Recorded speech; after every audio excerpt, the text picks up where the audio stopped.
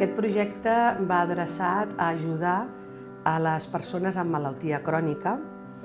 Ho estem fent aquí en l'àmbit d'atenció primària, ho fem aquí al Centre de Canvi de LED d'Esplugues de Llobregat, i és un projecte que el que es planteja al final és fer un programa d'intervenció psicosocial i infermera per potenciar la salut mental positiva i l'agència d'autocura o la capacitat d'autocura de les persones. Poder facilitar que les infermeres facin més recerca, primer de tot, ganes de fer-ho. S'ha d'estar motivat i voler fer recerca. En segon lloc, i molt important, que les direccions dels centres facilitin tots els permisos i tots els recursos del centre per fer-ho. Això és bàsic, si no, no podem fer res. També s'ha de tenir els recursos materials i humans per poder-ho dur a terme. Perquè, clar, fer recerca, si després no es fa difusió, només es queda en el lloc on s'ha fet.